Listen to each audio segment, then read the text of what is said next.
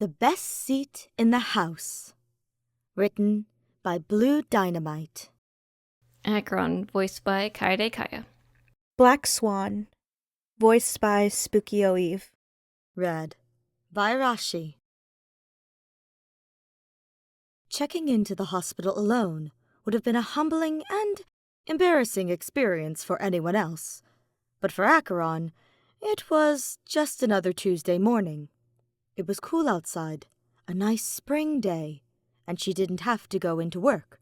So, naturally, she was stepping up to the receptionist desk at Penacony Regional Hospital to see if she could make use of that brand new healthcare plan she had just enrolled in. Granted, she didn't typically make it a habit to check herself into hospitals. She didn't make it a habit to get injured most days, really, and she couldn't before she had started full-time employment, because paying for treatment out of pocket was hell. But this time was truly a special case. Acheron was mildly surprised by how crowded the waiting room at the hospital was for a Tuesday. She spotted a gray-haired girl leaning over and clutching her stomach, while a pink-haired girl rubbed her back, and strangely green little girl who was trembling from head to toe, and a few other sickly-looking characters. But she supposed that medical emergencies didn't wait for the weekends. "Name?" a bored-looking nurse at the front desk asked, his blonde hair pulled back into a long ponytail that made Acheron immediately dislike him. Raiden Bosun Morime. Acheron replied, sliding over her driver's license for his records. But you can call me Acheron. The nurse hummed and took her ID. "What's your reason for coming here today, Miss Acheron?" My girlfriend sat on my face too hard, Acheron said, completely deadpan. and I think I may have broken my neck. The nurse's eyebrows shot up to his hairline. Behind her in line, someone sputtered and choked. In the distance, Acheron could have sworn she heard a baby crying. "Is that so?" The nurse's eyes glinted, with what Acheron figured was likely humor. She couldn't really tell what the humor was in the situation, considering her neck was probably broken. And, as far as she knew, broken necks weren't typically considered funny. "That is certainly very serious, Miss Acheron." Acheron nodded, then winced, the pain in her neck much more pronounced than it was earlier. "Let me personally escort you right away to your room," the nurse said, stepping out from behind the check-in desk. "Hey!" A teenage boy clutching his cast cried out. "You told me there were no more open rooms, and I had to wait for at least an hour!" "You'll be fine," the nurse shot back. "I've already called your father, and he'll be here soon. Then we can give you a room and get your arm looked at." The kid slumped in his seat and grumbled, "Just because you want to flirt with Dad." "What was that?" the nurse asked with a small smile that didn't reach his eyes. "Did you say that you want me to tell your father that you broke your arm falling while trying to climb into your girlfriend's bedroom window?" No! The boy panicked, waving his one good hand in the air. "Please don't tell Dad that! He doesn't even know I have a girlfriend!" The nurse chuckled and shook his head, gesturing for Acheron to follow him out of the lobby, and through a door leading to the patient rooms. "Young love," the nurse said mildly, "I'm sure you would know plenty about that, wouldn't you, Miss Acheron? Speaking of which, where is the lovely woman who has landed you in the hospital today?" She's at work. Acheron replied, not usually one for small talk, but figuring giving a few details to the medical professional who was so kindly letting her cut in line for a room was the least she owed him. I didn't tell her that my neck was hurting, because I didn't want her to worry. Not to mention that Acheron wouldn't have interrupted the post-orgasmic bliss that Black Swan had been luxuriating in for anything, not even for the world, and especially not for something as stupid as Acheron potentially breaking her neck because she couldn't handle her girlfriend's gorgeously thick thighs wrapping a bit too tightly around her head. The nurse nodded and opened the door to the room at the farthest hallway on the floor. "We will need to call her later, if she is your emergency contact, especially if it turns out you will need some corrective surgery," the nurse said. "But for now, you may lie down on the bed over there, Miss Acheron. Feel free to pull back the curtain or keep them as they are for some privacy. The doctor will be in to see you shortly." And with those words, The nurse excused himself and closed the door, shut firmly behind him. The hospital room Acheron was taken to was relatively nondescript, though relatively large for one person, and the bed the nurse had gestured to was the one closest to the door. She couldn't hear anyone else in the room, though, so she figured that it really was just her. Acheron dropped her wallet and keys on the bedside table and gingerly climbed into the stiff bed, careful not to jostle her head or neck too much, for fear it would cramp up even further. Once Acheron was comfortably settled under the covers, she closed her eyes, resolving to get a few minutes of shut-eye before the doctor came in. She hadn't gotten much sleep the night before, nor the morning of, after all. "Excuse me!" Acheron startled, and swore when the stiff way she lifted her head made lightning-sharp pains shoot through her neck. Who's there? "Oh, I am truly terribly sorry to have scared you," the disembodied, raspy voice said, "but I have been trying to get your attention for a few minutes now, since you were escorted into this room. I suppose my voice has only decided to work now."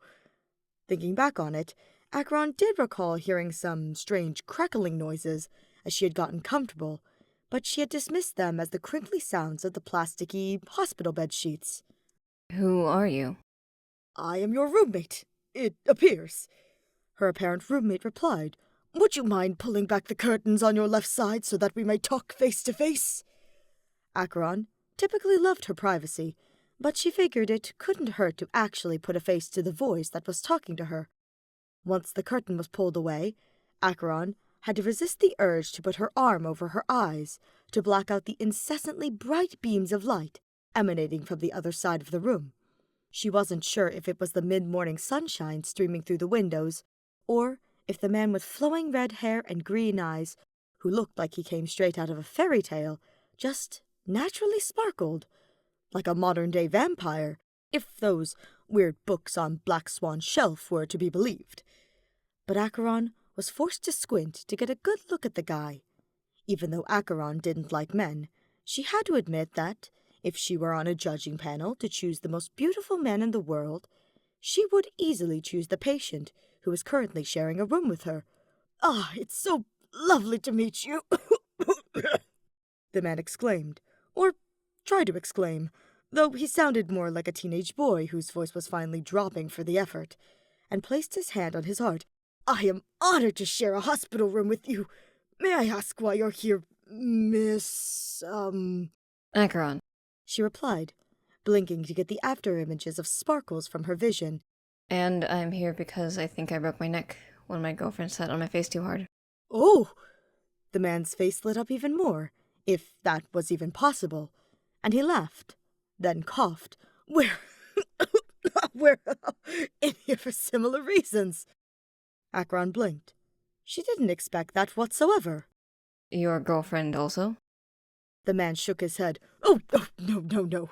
I don't have a girlfriend. Not that I dislike women, of course. Women are beautiful and gorgeous and truly wonderful beings. I respect them very deeply." That was good to know, Acheron supposed. "But no, I have a male partner. He's my husband, actually." Well, that was cute, Acheron had to admit. She hadn't noticed earlier, but now that she was looking, the man she was talking to did have a sparkling wedding band on his ring finger.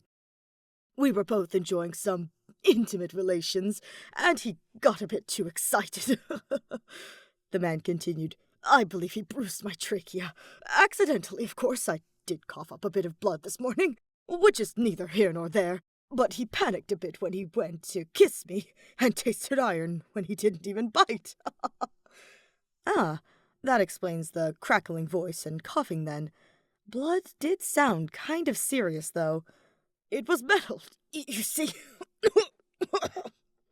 The redhead rasped, clearly unbothered by how much his throat had to have hurt, trying to talk as exuberantly as he was. "Necessary habit of dating who I am, I suppose. But perhaps it was not the smartest choice for me to make, given I work full-time as a motivational speaker. I need to take some time off work, lest the people I speak to complain. Still, I'll be fine in a couple of days. Oh, my sweet jailbird is just a worrywart, so he made me come to the hospital to get it checked out." Acheron nodded, not sure what to say. She didn't even know if it was necessarily normal for a dick attached to a human being, or even a dick meant to be looped through a harness, to be metal. But since she was a lesbian, she figured that there were plenty of complexities to the male life that she did not understand. Still, she made a mental note to never buy a metal strap. She loved listening to Black Swan talk too much, and it wouldn't do to prevent that.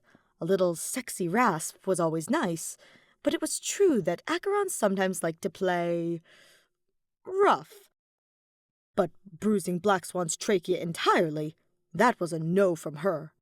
Acheron wanted to only leave bruises where she could see them anyway. Black Swan looked gorgeous with a little bit of purple dotting the fair expanse of her skin.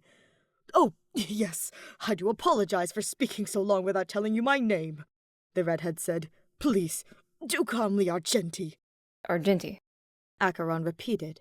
Argenti smiled brightly. "Yes, that is my name. How strange it is that we are both here for similar reasons. And we both have names that begin with the first letter of the alphabet. It seems that the universe has a sense of humor today." Before Acheron could let the awkward silence of her non-response stretch for a touch too long, though to be fair, Argenti looked as if he could talk for hours to a plant, the door to their hospital room slid open. Argenti's eyes lit up. "Ah, Veritas! I read the charts before coming here, but still, I hoped that it wouldn't be you again." The doctor, who had just entered the room, frowned and pushed his glasses further up his nose. "And I told you to call me Dr. Ratio." "Oh, yes, I apologize, my dear friend. I just got excited. It's good to see you again, Dr. Ratio," Argenti said, chipper as ever, despite how badly his voice was cracking. Acheron had to admire his tenacity. "As I recall, you were the doctor who came to check up on me last time I ended up here, and the time before that." Argenti had been in the hospital before? No, scratch that. Twice before. Acheron couldn't find it in herself to be surprised, though. "Do you remember?"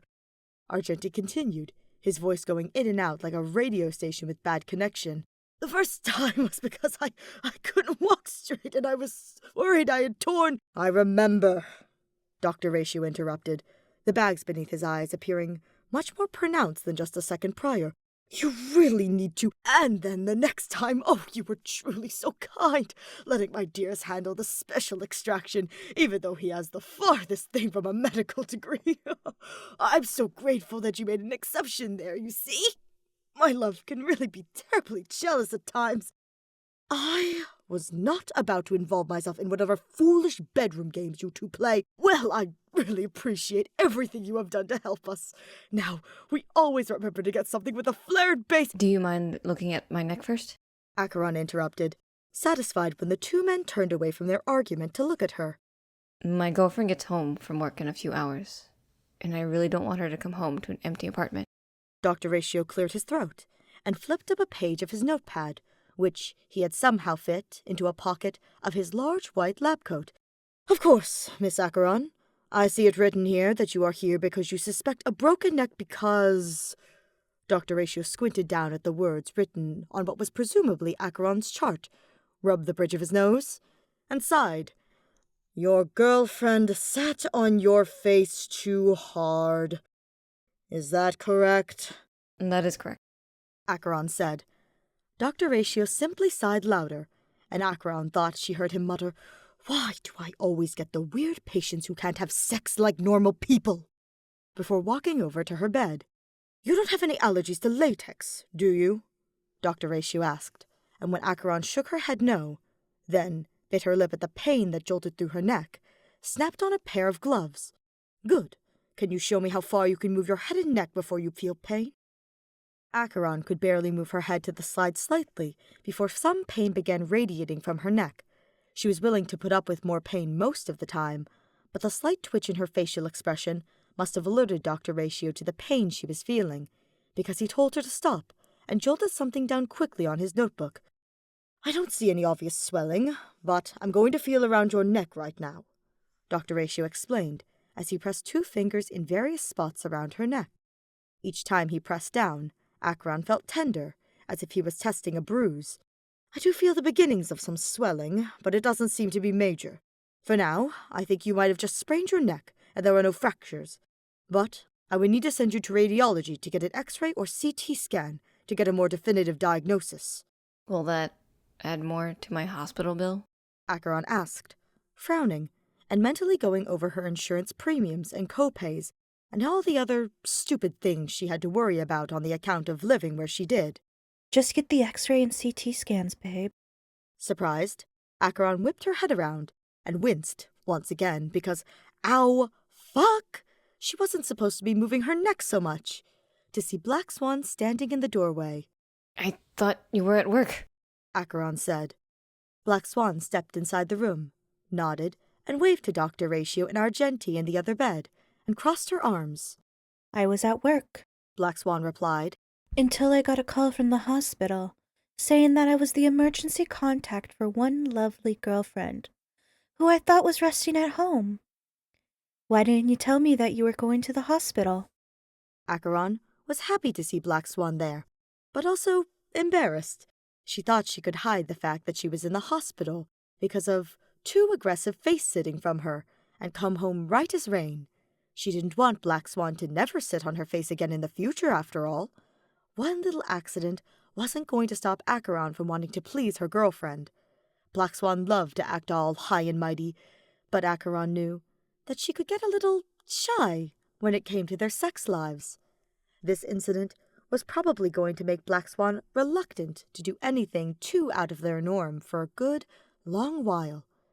Looking back on the situation, Acheron couldn't have known it wouldn't be that easy, considering how Black Swan literally tapped into the divine as her hobby, with how many too accurate tarot readings Acheron had experienced, and all the times Black Swan had simply known what Acheron was thinking just by looking at her. She really should have known better to think she could hide anything from Black Swan's all-knowing gaze. Sighing, Acheron sunk down deeper underneath the scratchy hospital covers. I didn't want you to worry. You're so silly.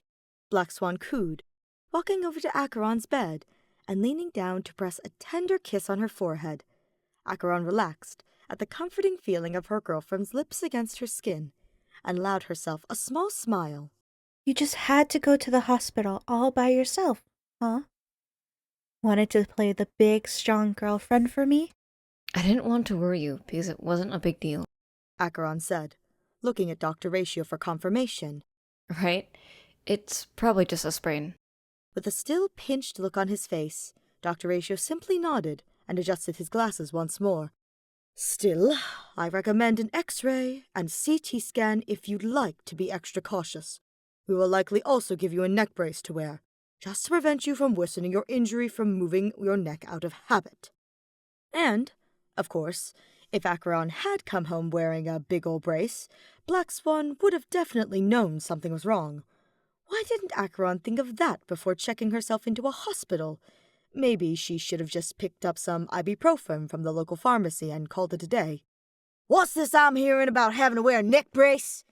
Before Acheron could fully register exactly why the voice shouting outside sounded familiar, a steel-toed boot kicked down the door to the room. "Rosie!" exclaimed Acheron's co-worker. "Don't tell me you got hurt so bad you gotta wear a neck brace! My lovely boot heel!"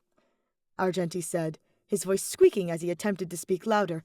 "I appreciate your worry for me, but it is not I who will have to wear the brace upon my neck, but my lovely roommate." Following Argenti's gesturing, Boothill's gaze slid over from Argenti to Acheron. She took those extra few minutes to admire his T-shirt, which said, "I love my hot husband," in big, bold letters, which was covered with pictures of Argenti. Acheron made a mental note to ask Boothill later, where she could order a custom one for herself. "Hey, ain't you the new girl at work?" Boothill asked, frowning. "How'd you end up in here?" By loving my girlfriend. Acheron replied. Boothill blinked at her, looked at Black Swan, then threw his head back and laughed. "Fucking hell, why ain't we talked about this before? Real funny. I'll put in a good word for you with the big old boss man next time he talks about raisins and promotions." We appreciate it. Black Swan said, stepping briefly away from Acheron's side. She missed her already. to offer a hand for Boothill to shake. I'm Black Swan, Acheron's girlfriend. And I assume you are the partner of this gentleman over here? Boothill's the name? And you're right. Genty's my gorgeous partner over there, Boothill said, reaching out with his prosthetic arm to shake Black Swan's hand. Oh, yeah. Acheron knew Boothill had prosthetic legs and arms from when he was showing off in the auto shop how he could replace some of his fingers with tools. That probably explained the medal Argenti was talking about. Probably. It's such a small world we live in. Black Swan mused. And I'm sorry that you got worried for Argenti. Acheron is the one who will have to wear a neck brace. Unfortunately. Do you think you could put in a good word with your boss now and make sure she doesn't overexert herself in the shop? You got it, Boothill replied, while making his way over to Argenti's side. And about my own beauty. What's the verdict, Doc? Dr. Ratio, who had, at some point during their conversation, moved over to check on Argenti, pointed his pen threateningly at Boothill. The verdict is that he will be fine. He has some minor bruising inside his throat, but his breathing is normal, and he appears to be speaking mostly fine. That's a relief, Boothill said, reaching down and tucking a strand of Argenti's hair behind his ear. Got anything else to help him make his throat feel better? My prescription is that I am discharging Argenti from the hospital, Dr. Ratio said in response, looking as unimpressed as ever. And I want the both of you to stop acting like absolute idiots when you have sex. We just want to try playing around with a gun one time. With a snarl pulling at his lips, Boothill turned around and looked like he was about to deck Dr. Ratio for his rudeness, but Argenti quickly placed a hand over his arm to calm him down. I told you I was okay, my love. Now, we know that you should be keeping your firearms in your pants. Can we go home now?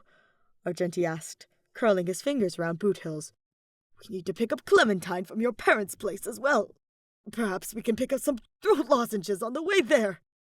Boothill, visibly relaxed, turning away from Dr. Ratio, and rubbed a thumb over Argenti's cheek. Course we can, darling.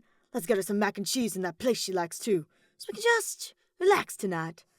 Argenti smiled and leaned his face into Boothill's hand. Perfect, my dear. Oh, no. And Dr. Ratio, I apologize for how my partner has acted today. You don't gotta apologize for it to make up for it. Why don't you and your partner come over this weekend for dinner? Not bothering to acknowledge his partner's protests, Argenti extended the offer with a dazzling smile. I was speaking to him the other day, and he said he would love my sourdough recipe. I have a bit of starter I could give him if you both come over. So, you're the one who's gotten Aventurine so obsessed with baking. Dr. Ratio shook his head before straightening his posture, ignoring how Boothill was grumbling. Very well, I'm not available this Saturday, but Sunday should do. Acheron was content to be an outside observer, but Argenti quickly turned his radiant gaze on her. And you two, Acheron and Black Swan, are more than welcome to come over for dinner as well, if you would. So kindly give me your contact information. I can send you more details. Our daughter will be delighted to have more company over. Before Acheron could reply, Black Swan spoke for her. We would love to, Black Swan said, handing her phone to Argenti so that they could exchange numbers. Acheron supposed that all it took to make adult friendships was to share a hospital room together. Acheron loves to cook. Are there any dishes you'd like us to bring over? Anything's good, Boothill replied. I'm sure we're all tired of eating out. Silence reigned in the room for several long moments before Dr. Ratio snapped his notebook shut and walked out of the room. Through a raspy and cracking voice, Argenti cheerfully called out to Dr. Ratio's retreating back, we will see you on Sunday for dinner. After several x-rays and a CT scan revealed that Acheron truly had only sprained the muscles in her neck, Acheron was finally leaving the hospital with a brand new brace around her neck and several new phone numbers in her contacts.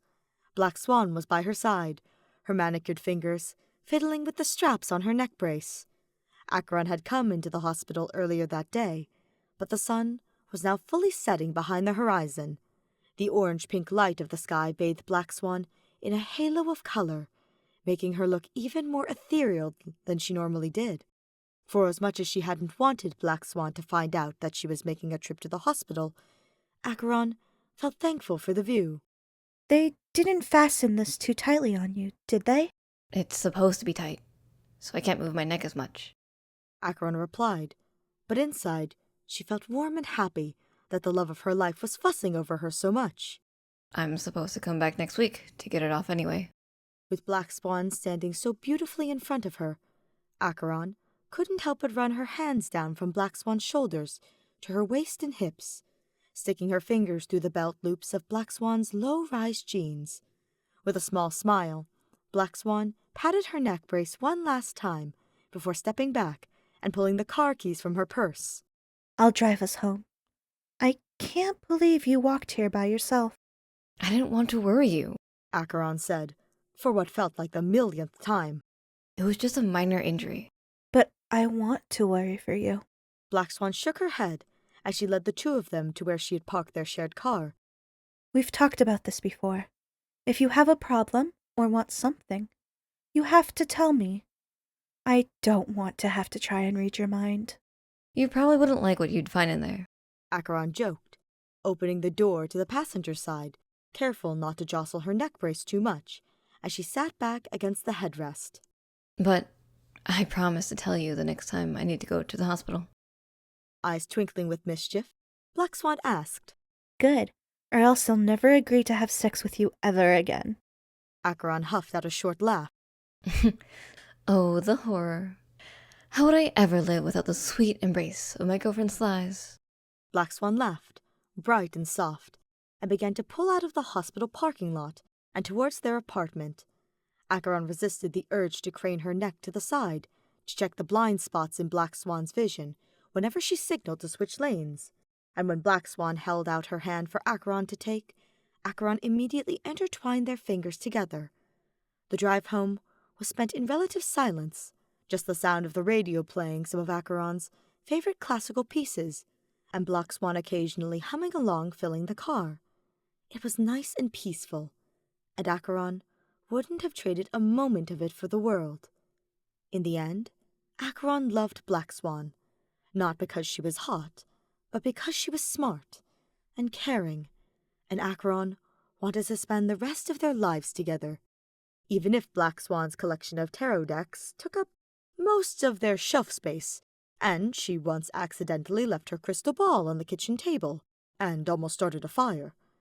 Black Swan put up with Acheron's forgetfulness, after all, and made sure to leave cute little sticky notes around the house to make sure Acheron never forgot her packed lunches or her dentist appointments.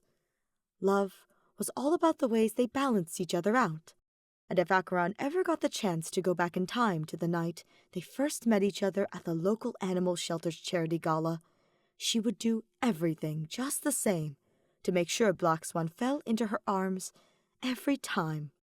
When we get inside, do you want to beat the record of 3 hospital trips? Black Swan asked, as she drove their car into their assigned parking space. No. Acheron shot a deadpan look at her girlfriend. Even if she was joking, Acheron didn't want to imagine the nightmare that would be dealing with her insurance if she went to the hospital 3 more times. Naturally, Black Swan would not be the one going to the hospital in any of those scenarios. Acheron would tend to her by herself. Let's get inside, order some takeout, and watch horror movies instead. Will you let me dissect how overused the tropes are and complain about how they often dumb down the female lead to add more contrived suspense to the narrative? Right as Black Swan was unbuckling her seatbelt, Acheron leaned over to the center console and pulled Black Swan in for a kiss, tasting the familiar cherry lip gloss her girlfriend wore almost every day. Only if you admit that you're actually scared of horror movies and you're only doing this as a coping mechanism. Acheron whispered against Black Swan's lips. Now you really don't want me to cuddle you tonight, huh? Black Swan shot back before leaning in. Maybe spraining her neck and going to the hospital wasn't so bad after all. Smirking, Acheron tilted her head to deepen the kiss. Ow, shit. Oh, babe, I forgot. You really shouldn't be moving your head this much.